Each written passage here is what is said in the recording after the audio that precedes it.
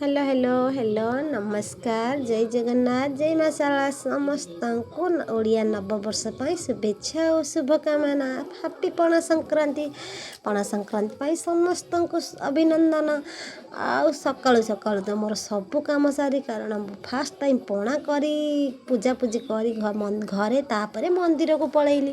ମନ୍ଦିରରେ ଏତେ ଭିଡ଼ କୁହନା କୁହନା କ'ଣ କହିବି। ଆଜି ତ ଜୋର ଖରାକୁ ଗରମକୁ ତାପରେ ମନ୍ଦିରରେ ଭିଡ଼ ଆଉ ପଣାର ଭିଡ଼ିଓ ତ ମୁଁ ସକାଳୁ ପୂଜାରେ ଦେଖିପାରିଲିନି କାରଣ ଏକୁଟିଆ ଲୋକ ହେଲେ ଘରର କେତେ କାମ ଆପଣମାନେ ତ ଜାଣିଥିବେ। ଗୃହିଣୀମାନେ ଘରେ ଏକୁଟିଆ ଯିଏ ହେବେ ରହିଥିବେ ସିଏ ଜାଣିଥିବେ ଯେ ଏକୁଟିଆ ହେଲେ ଘରର କେତେ କାମ ପୂଜା ପର୍ବ ପଡ଼ିଲେ କେତେ ସକାଳୁ ସକାଳୁ ତ ମୁଁ କେତେ କାମ ସାରି ତାପରେ ଘରର କାମ ସାରି ଛୁଆଙ୍କୁ ଖୁଆଇ ପିଆଇ ଆଜି ସ୍କୁଲ ଛୁଟି ବୋଲି ଟିକେ ରକ୍ଷା ଆଉ ତାଙ୍କୁ ଖୁଆଇ ପିଆଇ କାମ ସାରି ଘରେ ଛାଡ଼ିଦେଇ ମୁଁ ଯାଇଥିଲି ମନ୍ଦିରକୁ ଗଲାବେଳକୁ ଏତେ ଭିଡ଼ ଯେ କୁହନା କୁହନା କ'ଣ କରିବି। ମନ୍ଦିରରେ କେମିତି ଯିବି ଶୀଘ୍ର ତ ପୂଜା କରି ଆଜି ତାପରେ ପଣା ସଂକ୍ରାନ୍ତିରେ ବାବୁଙ୍କର ଜନ୍ମଦିନ ହୁଏ ଆଉ ମନ୍ଦିରରେ ତ ଏତେ ଭିଡ଼ ସେ ପୂଜାପୂଜି କରିକି ଆଇଲା ବେଳକୁ ଲେଟ୍ ହେଇଗଲା। ମୁଁ ଏପଟରେ ଭାତ ଡାଲମା ସିଝେଇ ଦେଇକି ଗଲି ଶୀଘ୍ର ଟିକେ ପନିପରିବା କାଟିଦେଲି ନ କାଟିଲେ ଟିକେ ଲେଟ୍ ହେଇଯିବ।